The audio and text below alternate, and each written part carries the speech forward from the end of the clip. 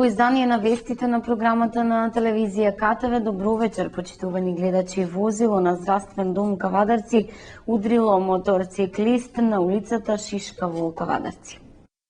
Синоќа околу 21 часот на улицата Шишка во Кавадарци се случила тешка сообраќајна несреќа, информира од полицијата.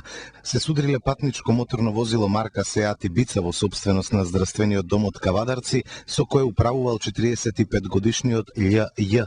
и мотоцикл скутер Балтијан, со кој управувал 21 годишниот Г.З. од Росуман. При сообраќајката со тешки телесни повреди се здобил возачот на скутерот и е препратен на скопските клиники, а со лесни повреди се здобил возачот на Ибица. Општинскиот Црвен крст денес го одбележа Светскиот ден на Црвениот крст и Црвената полумесечина. Со низа активности под мотото 150 години хуманитарна акција, денес општинската организација на Црвен крст го одбележа Светскиот ден на Црвениот крст и Црвената полумесечина 8 мај. По тој повод во просториите на организацијата младите активисти се поделија во групи кои подоцна на градскиот плоштад со пароли и импровизации ги презентираа активностите на Црвениот крст. За него како хуманитарна организација, но и за активностите кои следуваат неделава, во изјава за КТВ зборуваше Ивана Долева од клубот на млади и на ученичка во прва година во гимназијата Добри Даскалов. 2013 година ја одбележува 150 годишнината од движењето на Црвениот крст. Оваа година сите заедно славиме 150 години хуманитарна акција, континуирана важност на Црвениот крст и Црвената полумесечина, промоција на хуманите вредности и меѓународното хуманитарно право на локално и на глобално ниво. Во денешниот свет кој се менува под мото 150 години хуманитарна акција. За одбележување се подготвени две презентации кои се потребни да се користат во сите организации на Црвен крст. Документите се клучни пораки, марката која традиционално ја изработува во соработката со АД Македонска пошта и други. Од 8 до 15 мај е неделата на Црвениот крст. При тоа ќе бидат организирани акцијата за посречно детство, општински надпревар по прва помош со учениците од средните и основните училишта. Основни принципи на Црвениот крст и Црвената полумесечина се хуманост, неутралност, независност, доброволна служба, единство и универзалност. Како представници на младите од клубот, денеска се вклучуваме со активности кои ќе ја одбележат 150 годишнината на Црвениот крст. Светскиот ден на Црвениот крст и Црвената полумесечина се одбележува во сите 188 национални друштва во чест на основоположникот и иницијаторот за формирање на движењето на Црвениот крст и Црвената полумесечина Анри Динан, швајцарски трговец, роден токму на 8 мај. Црвениот крст е најмасовната хуманитарна организација во светот која постојано делува на планот на справување со најразлични итни состојби, како што се укажување на помош на ранетите, болните, воините, заробеници, цивилите и така натаму. Нејзиното делување во центарот на Кавадарци го представија учениците од сите основни и средни училишта во градот. Реформи за подобрување на бизнис обкружувањето и деловната клима. Поголеми права за малцинските акционери во акционерските друштва и пролонгирање на рокот за поднесување на завршните сметки на предпријатијата до Централниот регистар предвидува новиот пакет реформи кој се однесува на Законот за трговските друштва усвоен на вчерашната владина седница. За ова денеска на пресконференција информираше портпаролот на владата на Република Македонија Александар Ѓорѓиев.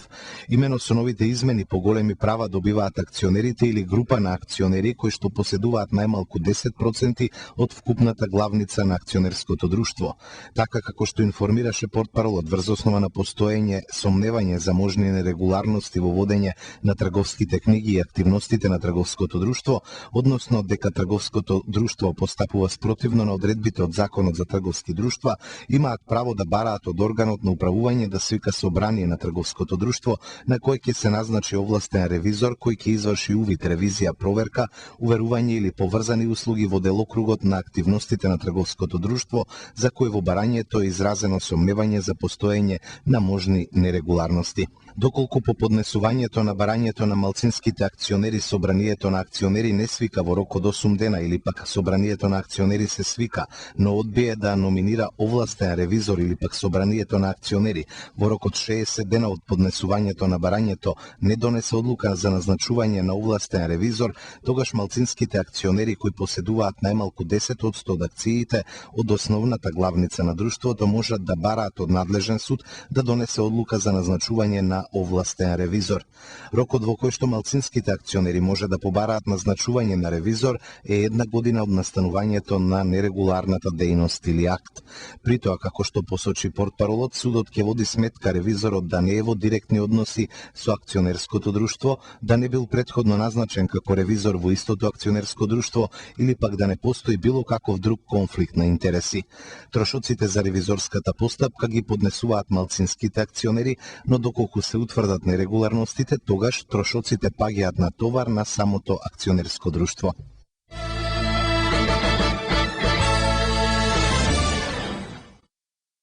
Агенцијата за вработување објави 4 нови огласи за вработување со субвенционирање и кредитирање кои се дел од новите владини мерки. 4 јавни огласи конкретно се однесуваат до невработените лица за субвенционирање на вработување на деца без родители и родителска грижа, како и кредитирање на невработени лица и кредитирање на микро и мали предпријатија. Со ваквата мерка околу 10.000 невработени ќе можат да обезбедат екзистенција за своите семејства благодарение на мерките и плановите на владата за вработување. Во првата мерка, која е поделена на 2 категории, евидентирани невработени лица, опфатени се родители со 4 или повеќе малолетни деца, лица на возраст од 30 до 49 години, долгорочно невработени, млади до 29 години, брачни двојки со или без деца до старосна граница од 45 години, како и корисниците на социјална помош. Во втората категорија се сместени ранливите групи, како жртви на семејно насилство, бездомници, поранешни наркомани и самохрани родители, истакна министерот за труд Спиро Ристовски. Поддршката на владата за вработување на лица кои се сместени во првата категорија предвидува исплата на бруто плата во износ од 13.000 денари во период од 6 месеци. Втората категорија опфаќа исплата на бруто плата од 13.000 денари во период од 6 месеци, а работодавачот ќе има обврска да го задржи работникот уште 12 месеци. Правните субјекти, односно малите и микропредпријатија, ќе може да аплицираат за кредит во износ од 3.000 до 9.000 евра, а со тоа по автоматизам ќе бидат должни да отворат од 1 до 3 нови работни места. Рокот за аплицирање трае до 20 мај. Трошоците за живот во месец април со пораст од 1,3%. Секојдневните трошоци за живот мерени преку цените на стоките и услугите за лична потрошувачка во април годинава во споредба со март се зголемиле за 1,3%, додека споредено со април 2012 година трошоците се зголемиле на 3,3%. Според податоците кои ги прикажала статистиката во април споредено со март, најмногу пораснале цените на храната и пејалоците за 3,1%, кај алкохолните пејалоци и тутун за 2,5% и комуникации за 1,9%. Намалувањето на трошоците за живот е регистрирано кај транспортот со минимален 1%, како и облека и обувки и гориво и газ за 0,1%. 52 интервенции имала територијалната противпожарна единица од Кавадарци за 4 месеци од годината. 52 пожара се имаат случајно во Кавадаречко во изминатите 4 месеци, информираше Денес Илчо Бугевски, командир на територијалната противпожарна единица во Кавадарци. 45 од пожарите се во затворен, а 2 на отворен простор. Во 5 од случаите се работи за технички интервенции, појасни Бугевски. Тој кажа дека Кавадаречката територијална противпожарна единица лани има интервенирано во 170, а во 2011 година во 190 случаи. Како и секогаш Бугевски повика на поголема внимателност од страна на населението, се со цел превентивно да се влијае и да се спречи евентуалната појава на пожари без разлика дали на отворен или затворен простор, во интерес на сите. Во Неготино пак за 4 месеци од оваа година регистрирани се 16 пожари. На територијата пак што ја покрива територијалната противпожарна единица од Неготино. Во Неготино и Демир Капија се имаат случај на 16 пожари од почетокот на годината до крајот на месец април, информира командирот на Неготинската противпожарна единица Иле Илиев. 4 пожари се случиле во јануари, 3 во февруари, 6 во март и 3 во месец април. Илиев открива дека најголем дел од пожарите се случиле поради запалени оджаци или запалени контејнери во кои горел отпад. Значи може да се заклучи дека тие пожари биле како последица на грејната сезона во Неготинско и Демиркаписко, но и невнимателноста на човекот како фактор за настанување на пожар. И од Неготинската единица апелираат за поголема противпожарна свест кај населението и поголема внимателност со цел да не се случуваат пожари.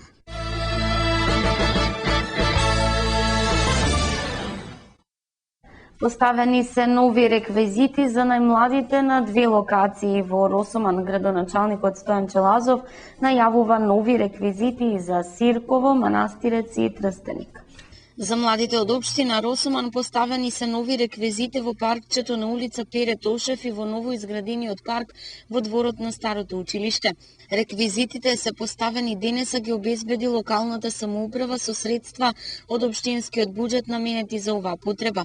Нови лизгалки, мишалки и полукружни забавни премини се новитетите со кои се збогатија постоечките паркови. Целта е да се привлече вниманието на младите и корисно да се потроши нивното слободно време, да се оддалечат од пороците и да се насочат кон забава, дружење и развој на меѓусебна комуникација, но истовремено и да се подобри нивната физичка активност. Вакви реквизити ќе има и за Сирково, Манастирец и Трстеник, ни рече денес градоначалникот Стојан Челазов, и таму според него ќе бидат обновени и избогатени изградените забавни паркови.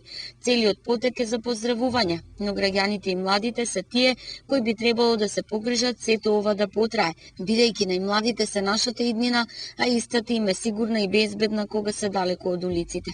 Бројни активности за наредните денови најавуваат од Центарот за култура Ацо Ѓорчев од Неготино. Во Центарот за култура Ацо Ѓорчев од Неготино од денес има промоција на филмски DVD изданија од Столе Попов, и тоа денес со почеток од 20 часот ќе биде прикажан филмот Срекина нова 49-та, а од утре напоредно почнува и ревија на руски филмови, и тоа со почеток од 18 часот со филмот Една војна. Следуваат филмовите Gypsy Magic, Поп тетовирање, а на 11 во сабота има 2 турски изложби во фоајето и галеријата на Центарот за култура, а во 20 часот на бината на градскиот площад ќе се одржи манифестацијата меѓународни манастирски фолклорни средби. На 13 се продолжува со кинопроекциите, и тоа со филмовите Црвениот коњ, документарните филмови Австралија, Оган и Дае на 14. На 15 мај ќе се прикаже филмот Ние сме од иднината, на 16 Звезда од 18 часот, а во 20 часот Ослободување, и на 17 мај Жеравите летаат во 20 часот. Значи од денес па до 17 мај во Центарот за култура има настани секој ден освен во недела на 12 мај. Велат од Центарот за култура Ацо Ѓорчев од Неготино. Во рамките на вестите и едно соопштение, кошаркарскиот клуб Фени Индустри ќе изврши селекција или упис на млади кошаркари во својата академија за деца родени од 2000 до 2003 година. Селекцијата ќе се врши во деновите 9 и 10 мај, четврток и петок во спортската сала на гимназијата Добри Даскалов со почеток од 20 часот. Децата да дојдат со своја спортска опрема, патики, дреси и шортс. Сите услови за тренинзи, обука, патување и надпревари ќе бидат бесплатни за оние дечиња кои ќе бидат запишани и примени во академијата, стои на крајот од соопштението.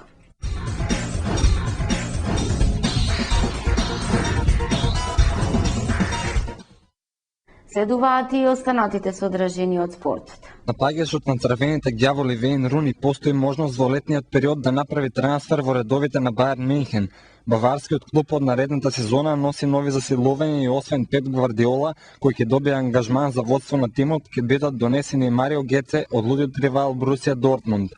Вејн Руни уште поодамна ја најави можноста да замине од Олд Трафорд, бидејќи веќе не е главна алка во нападот на Юнајтед.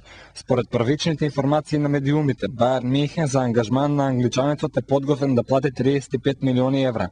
Стратегот на Манчестер Юнайтед, сер Алекс Фергусон, донесе одлука да се пензионира на крајот од сезоната, а од наредната сезона ќе стане директор на клубот. Оваа информација после првичните шпекулации во јавноста беше потврдена од страна на управата на тимот. За нов стратег на Манчестер после ваквиот преврат би можел да конкурира и Мориньо, менаџерот на Евертон Дейвид Мојес, Мануел Пелегрини, а во игра е и Јерген Клоп.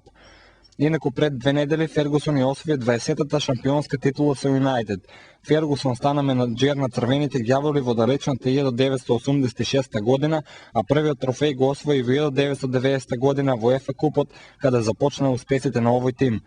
Фергусон во својата кариера 2 пати со Юнайтед ја освои титулата во Лигата на шампионите, а според многумина тоа се смета за бледа точка во неговото долгогодишно водство на овој тим. Сер Алекс Фергусон беше начело на Манчестер Юнайтед цели 27 години. Тимот од Енфил со повреда на Джерард дополнително ослабе откако официјално беше обелоденето дека англичанецот поради повреда на рамото ќе оде на операција. Ливерпул ја загуби ова сезона битката за освојување на 6-то место во Премиер лигата, а на Стивен Джерард целосно ќе може да сметаат на почетокот на новата сезона. До крајот на сезоната Ливерпул го очекуваат уште 2 средби, гостување против Фулам и меч на Енфилд против Квинс Парк Рейнџерс. Покрај Джерард, стратегот Роџерс не може да смета и на Луис Суарес, кој е суспендиран, како и на супер засилувањето Џо Ален, кој исто така се здоби со тешка повреда и мораше да биде опериран.